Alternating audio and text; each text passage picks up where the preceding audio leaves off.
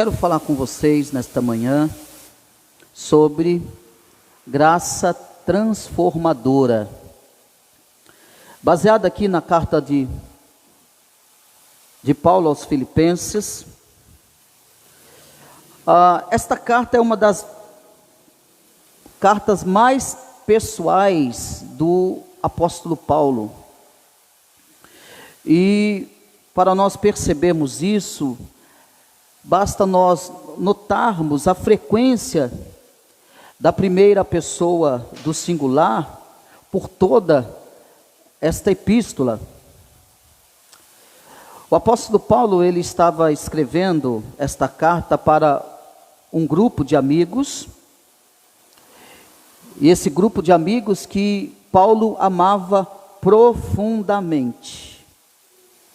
Então essa epístola, ela não se presta facilmente para um esboço sistemático, mas na carta que o apóstolo Paulo escreve, a preocupação de Paulo por aqueles crentes que transparece claramente a sua preocupação em relação aos irmãos, e ele lhes escreve tanto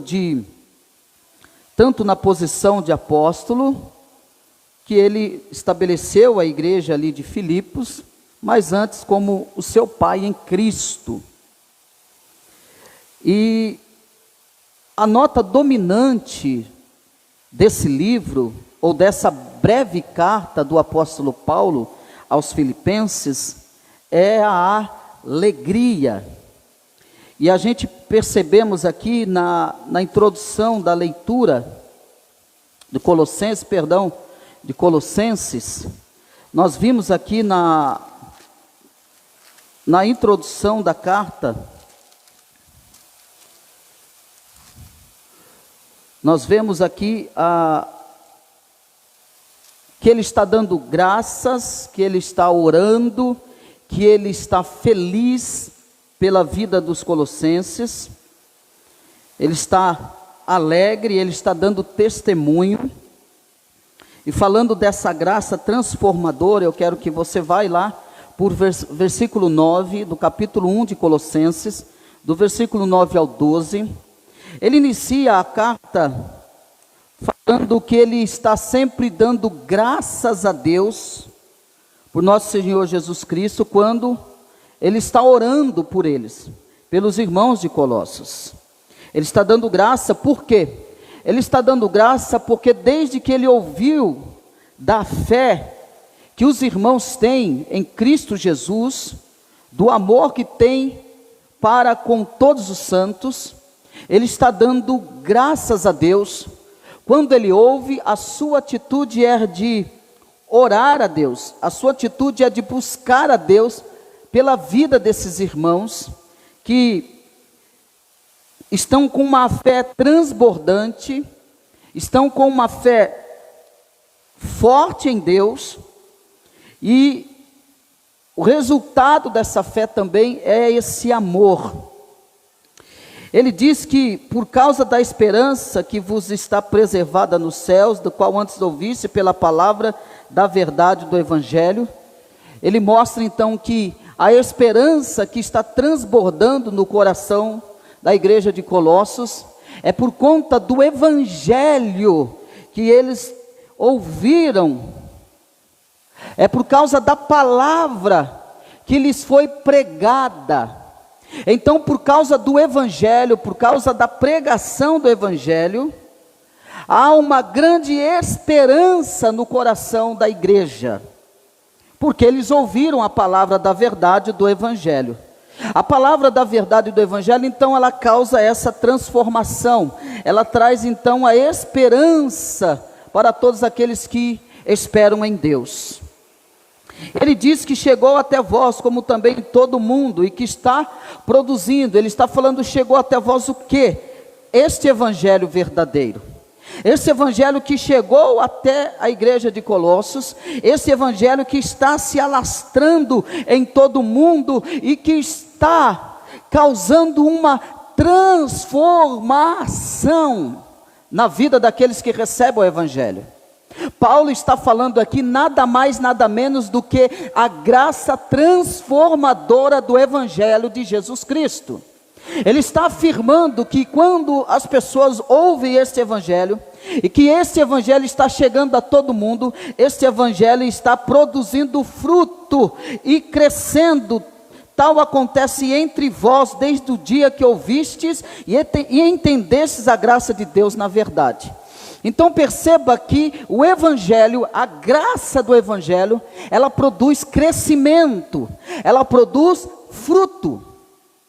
É impossível nós ouvirmos a verdade do Evangelho e essa verdade do Evangelho não produzir frutos, não produzir crescimento, porque é isso que o apóstolo Paulo está falando. O apóstolo Paulo está dizendo desta graça transformadora. E o quanto nós temos sido transformados por essa graça do Evangelho, o quanto nós temos mudado a nossa vida por conta do Evangelho de Jesus Cristo. Ele diz que, no versículo 7, segundo vocês foram instruídos por Epáfras, nosso amado conservo, quanto a vós outros, fiel ministro de Cristo, a qual também nos relatou do vosso amor no Espírito. Então ele diz que os irmãos foram instruídos por Epáfras, homem fiel, homem amado, foram instruídos pelo Evangelho, para que haja o crescimento, a qual também nos relatou do vosso amor no Espírito. Então Epáfras está dando testemunho da igreja dos Colossenses, falando do amor, falando do fruto, falando do crescimento, por causa do que? Esse crescimento que está vinculado, que é resultado da pregação do Evangelho, que produz esta graça e que traz esta graça transformadora, que transforma todo homem que ouve e que entende o Evangelho, porque ele diz, desde o dia em que ouvistes e entendestes a graça de Deus na verdade. Então como é que eu cresço? Como é que a graça faz com que eu cresça? É quando eu entendo o Evangelho, é quando eu compreendo o Evangelho, e esse Evangelho da graça faz com que então eu produza frutos pela graça. Nós devemos fazer uma análise na nossa vida e procurar saber o quanto nós temos crescido na graça, o quanto nós temos produzido os frutos pela graça. Uma coisa é eu saber que a verdade é a verdade de Jesus, uma coisa é eu saber que a verdade do Evangelho, ela é pura e eficaz.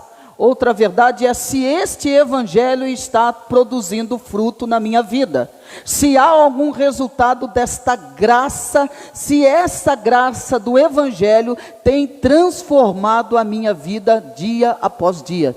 Então a pergunta é, eu tenho crescido na graça e no conhecimento? Eu tenho produzido frutos que mostram claramente que esses frutos são frutos da graça do Evangelho que está produzindo em mim? Eu tenho compreendido o Evangelho, eu tenho entendido o Evangelho de Jesus Cristo? E se eu tenho entendido, então por que eu não tenho produzido frutos? Porque eu não tenho tido crescimento, e aí crescimento é espiritual. Mas vai lá para o versículo 9, ele diz, por esta razão. Então ele vai dizer, por esta razão, por esse testemunho, por este quadro espiritual que eu tenho recebido através de Epáfras em relação a vocês, de como vocês estão crescendo, vocês estão amadurecendo, este Evangelho tem produzido a graça, essa graça tem feito vocês produzirem, crescerem. Por esta razão, versículo 9, também nós, desde o dia em que o ouvimos, não cessamos de orar por vós e de pedir que transbordeis de pleno conhecimento da sua vontade. Vocês já têm o conhecimento da vontade, mas agora a nossa oração é que vocês venham transbordar. A nossa oração é que vocês transbordem mais e mais desse entendimento, desta graça, desse fruto, desse conhecimento. Nós queremos que vocês transbordem mais e mais no pleno conhecimento da sua vontade, em toda sabedoria e entendimento espiritual. A oração de Paulo, então, é que eles já estão numa condição de crescimento, de graça. A graça tem transformado a vida deles. A oração de Paulo agora é que eles cresçam mais ainda, que essa graça transborde mais ainda na vida deles, que eles adquiram muito mais entendimento, que eles adquiram muito mais sabedoria, que eles adquiram muito mais entendimento espiritual. Irmão, nós não podemos passar 20, 10 anos na igreja e ficar naquele mesmo estado de criança espiritual, porque a graça transformadora, ela faz com que o ser humano cresça espiritualmente. Há muitas coisas na sua teologia, na escritura, que já não deve ser para nós estranho, difícil de entender. Se há uma graça, se o evangelho tem surgido efeito na nossa vida, há coisas na Bíblia Sagrada que tem que ser normal para nós, tem que estar dentro do nosso conhecimento, tem que estar dentro do nosso entendimento. Se a graça está transformando o nosso interior, nós não podemos ficar mais como meninos, perdidos, sem entendimento, sem a compreensão. Então nós temos que buscar e abraçar e agarrar esta graça que transforma, e essa graça nos dá entendimento, essa graça nos dá conhecimento, essa graça nos dá entendimento espiritual. Ele diz que por esta razão eu oro a Deus para que vocês transbordem de pleno conhecimento da sua vontade, que vocês transbordem essa busca pela vontade de Deus. É o conhecimento pela vontade de Deus, é o desejo em buscar o entendimento espiritual, que vocês transbordem disso. Olha comigo, verso 10. A fim de viverdes, tem um propósito, a fim de viverdes de modo digno do Senhor. Essa palavra, modo digno, a fim de viver de modo digno do Senhor, significa aqui, viver de modo digno, é ter uma cabeça sábia, é ter uma mentalidade sábia, é ter uma mentalidade daquele que busca o entendimento na Bíblia Sagrada e busca fazer aquilo que agrada a Deus. Ter uma mente sábia, viver do modo digno, é viver com uma mente responsável. Eu preciso pensar, eu preciso analisar aquilo que é agradável ao Senhor, aquilo que glorifica a Deus. Eu preciso viver do modo digno do Senhor. Então transbordar de conhecimento, ter a graça que transforma, ela transforma a mente do indivíduo, é ter então uma vida, viver de modo digno, que exalte, que glorifique o nome do Senhor. Então, como Paulo disse, não vivo mais eu, mas Jesus Cristo vive em mim. O que significa isso, Jesus Cristo viver em mim? É que os meus pensamentos, as minhas atitudes devem estar completamente cativas à vontade do Senhor. Então eu estarei vivendo de modo digno do Senhor, eu estarei vivendo sabiamente, eu estarei vivendo não pelos meus impulsos emocionais, não pela minha lógica humana, mas eu estarei vivendo sabiamente, porque a graça transformadora do Evangelho me capacita e me dá entendimento que eu devo sempre glorificar a Deus em todo o meu procedimento, em toda a minha vida. Toda a minha vida. Não basta eu ser bíblico, eu preciso viver essa biblicidade na minha vida. Eu preciso viver isso. Ter a mente sábia é eu pensar com a mente de Cristo. Cada atitude minha, cada pensamento meu, nós devemos perguntar: se fosse Jesus, ele faria isso? Se fosse Jesus, ele agiria assim? É mente sábia, modo digno do Senhor. Se fosse Jesus, ele agiria dessa maneira, ele pensaria assim, ele falaria dessa maneira? Isso é viver de modo digno. Paulo disse: não vivo eu, mas Cristo vive em mim. Paulo disse: sede meus imitadores, como eu sou de Cristo. Quando Paulo ouve a notícia desses irmãos, então ele pede que seja dobrada o conhecimento, o entendimento espiritual. Ele diz então: o fim de viverdes de modo digno do Senhor, para o seu inteiro agrado. Ele diz: vocês sejam transbordantes do entendimento espiritual, desse crescimento, dessa graça transformadora, mas tudo isso tem um propósito, não é para vocês mesmos, não é para o ego de vocês, mas é para que vocês vivam para o inteiro agrado de Deus. Qual é o fim principal aqui? O fim principal é que você agrade a Deus. Qual é o fim principal do homem? De glorificá-lo e gozá-lo para sempre. A primeira pergunta do catecismo: qual é o fim principal do homem? De viver para a sua glória, gozá-lo para todo sempre. E aqui ele está dizendo: para o seu inteiro agrado, frutificando em toda boa obra. E ele vai falar de crescimento novamente. E crescendo no pleno conhecimento de Deus. Crescer, irmão. Crescer. Crescer no pleno conhecimento de Deus. A pergunta retórica é: o quanto nós estamos crescendo, o quanto nós crescemos? Se eu sair daqui perguntando quanto tempo você tem de crente, talvez você vai dizer para mim: eu tenho mais de 10 anos. E o quanto em 10 anos você cresceu espiritualmente? Nessa graça. O quanto você compreendeu isso? Verso 11: sendo fortalecidos com todo o poder, segundo a força da sua glória, em toda a perseverança e longanimidade com alegria. Então todo esse processo, ele está a sua base, alegria. Crescer na perseverança. Então eu preciso buscar entendimento, eu tenho que ser então perseverante. Eu não posso ser desanimado, não posso ser alguém que desiste.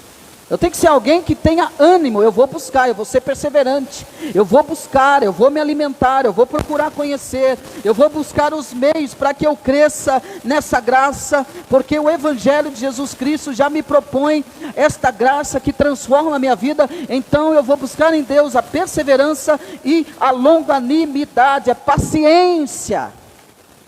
Longanimidade, a paciência é esse ato que Deus tem para conosco.